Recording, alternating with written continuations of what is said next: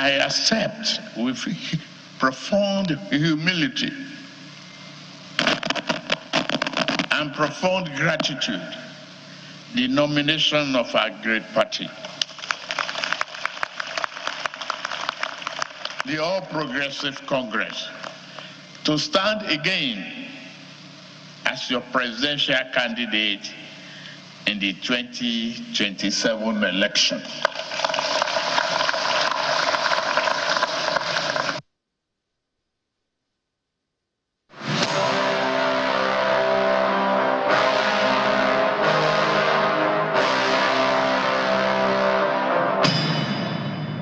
Well, it's decided, and of course, things are gaining momentum already in the ruling All Progressives Congress ahead of the 2027 general election.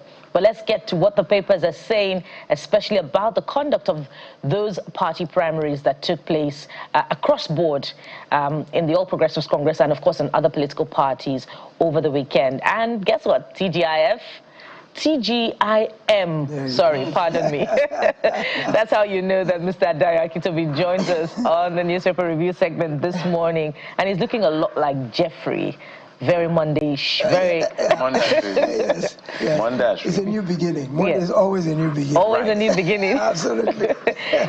So let's get to it, Mr. Akintobi. This Nigeria is our first paper. Tinubu, I also lose sleep. Wait over economy. Admits insecurity in the country, vows to fight it. APC presents president with 2027 nomination certificate. I'm sure there's a lot for you to chew on this morning. It's his disposition or acknowledgement about the challenge of insecurity in the country. And of course, those numbers, Mr. Akintobi, we've had a good time talking about it, but I'm interested in your thoughts about those numbers as well. 10.9 million. The thing that occurred to me was, how do you count 11 million votes one by one by one in a few hours? Do you know how many 11 million really is? This is a fantastically large amount of numbers. And to think that the way they counted them was head by head by head, I think it would have been a logistical nightmare to actually have been able to count and collate that many votes in that short a period of time, even when we have the general elections that have just double that quantity. And of course, they've got the logistical strength to cover the entire country. They're not able to count them that quickly. And they've got technology on their side. This one was manual. So those numbers might be a bit fantastic in terms of they might just be estimates. But the bottom line was, as Jeff said, which I agree with, the APC tested the waters. You know what? That's a very beautiful way. Euphemism for saying they lied. There are certain things we can't say on national television. Absolutely. So, but I listened to the president, and I like the fact that he was empathetic towards our situation. And what I saw was him roll the dice on basically his record, his performance in the first 4 years, and said, look, trust me, I know that things are tough, and there are four primary things. There's inflation, there's fuel price, there's insecurity, and there's unemployment. And those four things are ravaging the country at this point in time. And he's saying, trust me, the steps I have taken will ease these hardships, that I will continue down the line I have started. And I assure you that by the time the second 4 years are done, you'll begin to see relief. So 2027 is going to run on how many people still hold out hope for that to happen versus how many people are tired and feel hopeless already. So it's actually quite easy now. The line is drawn between the incumbent, who's going to run on his record, and the opposition, who's going to assail that very record and speak to Nigerians and say, look, is your life better off today than it was 4 years ago? The thing that I see coming out of this, in spite of the way the opposition looks fractured, I think the opposition is better organized for 2027 than it was in 2023. Especially if the PDP can get its house in order.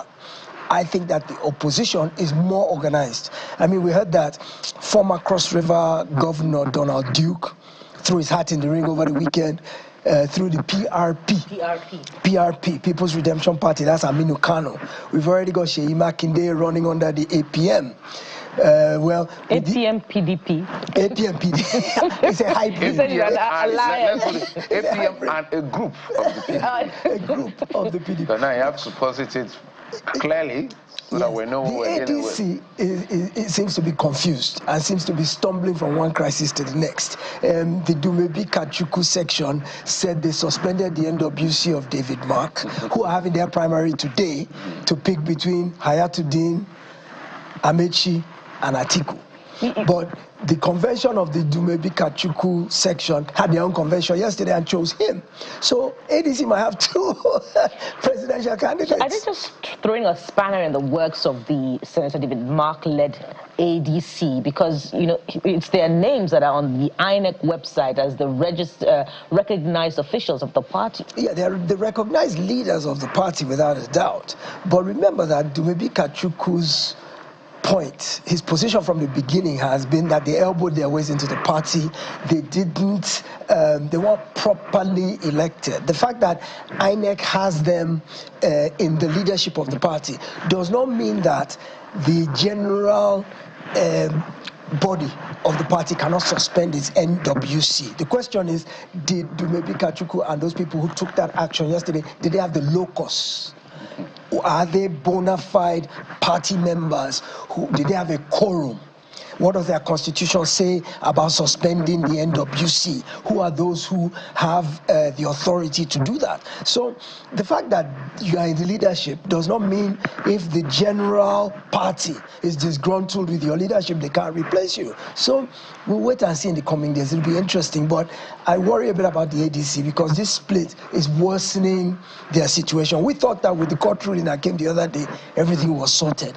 But clearly, see, this is the problem with just moving into an already existing party. There are people who are already there before you came. And unless you make your bones with all of them to where everybody has a clear understanding of where they stand, you're going to have these issues. Look, even the NDP that is new, that Peter Obi and Kwankwaso NDC, there's already issues. They're already coming up with complaints and, oh, we were here. Even if we were here just 2 days before you came, we were here before you and we worked for this party. So how can you just come in and think you're going to take over? So these are some of the issues that we are contending. You know why I'm smiling? Yes. I'm smiling because this is the season of political hot air and hustling. Yes. So you make up your mind who are the hustlers and who are the real politicians. I will not say that. Second is, everything will boil down to what the law says.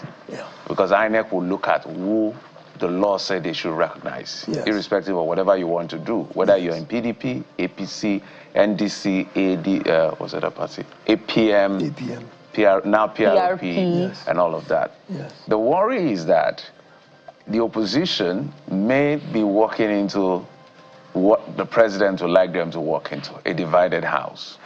And because that is the only and perhaps the strongest reason why Bola Tinubu became president, a divided house. Yes. And so now it looks like, you know, the last night was 3 or 2, let's just say 2. And now it looks like it's going to be more. Yes. But whether those ones will be able to pull the votes is a different kettle of fish. Yes, that's the thing. And you look at like the PRP now, that just over this weekend, you ask yourself, what does Donald Duke really think he can accomplish in terms of numbers coming in this late? With greatest respect. Yeah, absolutely. He's been out of politics for a couple of decades now almost, and he's coming in very late. The thing about it is, even despite the fact that the Federal High Court rolled back this notion of the time is still very short.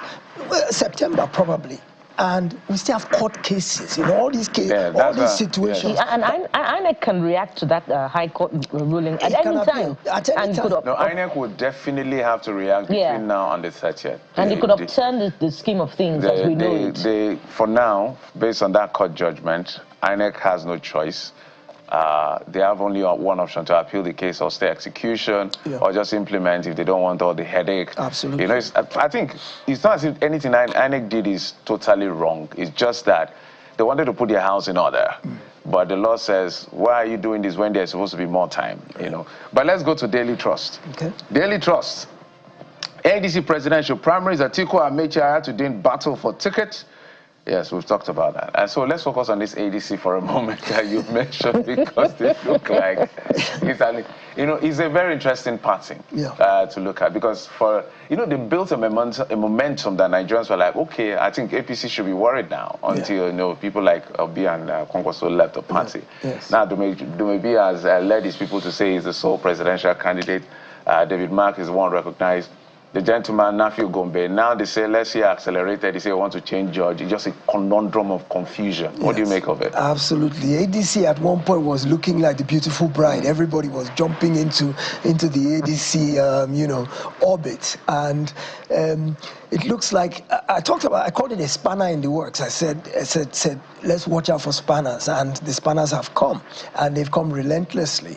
And it looks like the ADC now has lost its momentum. They've taken the wind out of the sails of the ADC with all this contention. It wouldn't surprise me if it's sponsored, because at one point it was really looking like it was coming together as a formidable opposition. And in politics, look, all's fair and equal in love and war. In politics, you deploy your strength where you can. And so if you are seeing the ADC as a threat, it's incumbent upon you to do whatever is legal. That doesn't mean it's ethical or it's moral, but as long as it's legal, in politics, all's fair and equal. So if the opposition, if the incumbent is playing a role in destabilizing the ADC, then it's politics as usual. But it's unfortunate, because I think now, if they had been able to coalesce around the ADC the way it started out in the beginning, where all the opposition people were all congregating there, when OP went there, Atiku went there, Amechi went there, we saw Aregbesola, we saw El Rufai, we saw Layali Moke. There were some big heavyweight names across the Nigerian political spectrum that were all gathering. The tier 1s and the tier 2s and the tier 3s. All the tiers were all gathering under ADC. And so that burgeoning movement became very scary, because it was becoming a formidable force. So spanners were thrown in the works, and they've been very effective in destabilizing the ADC, which as of this moment, there's no certainty about what's going to happen with the ADC. We may end up with 2 presidential candidates from the same party. We just may. Well, let's see how that plays out. Yes. I don't know how much time they've got, to head to the courts again to determine the outcome of that. But let's go to the Abuja Inquirer this morning, and I'm spoiled for choice, on which stories to highlight. We've exhausted that of the ADC and the presidential primaries of the APC. But take a look at this. While, of course, by the way, party members in the APC urging votes for Mr. President, saying he will consolidate on the reforms. I, in fact, heard, the Minister of Health campaigning in Bauchi say if Bauchi goes the same way it went, there will be continued suffering, but that suffering can be lifted in 2027. It looks like suffering now has a new definition. Mr. Kitobi, yes. Rising energy costs, FCT residents resort to charcoal firewood, and this is the federal capital. So if the federal capital is resorting to this, what's happening with the energy crisis in other parts of the country? Well, before we go to other parts of the country, you're talking about charcoal and firewood for the FCT. How about the main place in the FCT, Aso Villa, that is totally on solar and has got off the grid? So if they've set an example for all of us that, hey, guys, go and find alternative means of power. Because we ourselves in the villa have discovered that electricity is too expensive, energy is too expensive for us, so we found an alternative. You guys go and find an alternative. And so people are getting creative. Charcoal, when was the last time, even when I was, still in diapers, was the last time I heard of charcoal being used as a form of generating energy? In the village it's still used. Well, in the village it's still used, but in urban areas, when have you ever even seen, I can't even remember what charcoal looks like. I just think... You're a big man. No, it's not about big man. It's not about big man. Jeffrey, I knew you were going to do that. It's not about Forgive him. I forgive him. I think it's black, though. That much I remember. I think it's black. But yeah, charcoal, firewood. In the cities, you now see solar panels on every rooftop. I mean, yesterday, for example, where it rained cats and dogs in Lagos, I felt sorry for all the solar people because they couldn't get any sun, so they had no power in their homes, and they were. Besides, they lose their peace. Whenever there's a thunderstorm, solar power owners, you know, they're racing and wondering what's happening. They're going outside to check. Yeah, so we were all the same. Those of us who are still on the grid, we had no electricity, and the solar people couldn't generate power because it was a rainy day. So, you know, we're stuck between the devil and the deep blue sea. You know, it's just not a good situation all the way around. But look, the Minister of Darkness has left to go and run for government. Oh, dear. I didn't see that coming. So perhaps apologies. And he lost the race, by the way. We will now get a Minister of Light. All of them who resigned from the president's cabinet. They all lost. Yes. And I don't know why well, no, there were two who that's a feedback. There were two who made it. There were two. Yeah. From the president cabinet? Yes. Which state is that? I can't recall that, but there were two. Maybe the popular ones. There were two. No, not the president. I've never heard their names before. Oh, really? Because in Bauchi, I didn't see the minister that resigned winning the primary in Bauchi. Tugar. Did he not win? To the best of my no, Tugar did not win. He did not win. Minister of Foreign Affairs? Yeah, he didn't win. He could not have won. He didn't win. Adelabu did not win as well. At least he didn't win. No. So far, he didn't win. No. Who now won? I think the other gentleman, I think transportation, that I barely knew his name. Might be him. No, he didn't. I don't think he won. Well, there were two. I promise you. The former Minister of State for Labour, the female minister, did she win her primary? Yes. The female minister. I mean, the ones that are running for governor. Governor, yeah. No, she's not running for governor. She wants to return to the National Assembly. No, I'm focusing on the ones that want to be governor. Not no. I don't think any of them do. With the greatest respect, that means that transfer. I don't even know his name. It's Mr. Seidu Al-Khali. Okay. I hope I'm right. The ones I'm talking about the National Assembly. No. Yes. I'm talking about the ones who wanted to be governors. Okay. No, you know what, Jeffrey? That's a cue for our production team. We need to do a tally of those who have won. No, we're waiting. It's very deliberate because let the party come out with a list, complete list. Since they say it's NW, then we'll now know what to do. It's an ongoing process, and of course, for those who didn't win, that's a feedback for the administration, as we have done a roundup of feedback of what Nigerians are saying about some of the leading stories. I almost thank Mr. Daya Kintobi for coming through to put the stories in perspective. He's a journalist and public affairs analyst. Thank you, Mr. Thank God it's Monday. Yeah, TGIM. Absolutely. And so we'll take a moment now. When we return, we'll begin. Yes, we'll continue our analysis of the conduct of the primaries. So stay with us. We'll be right back.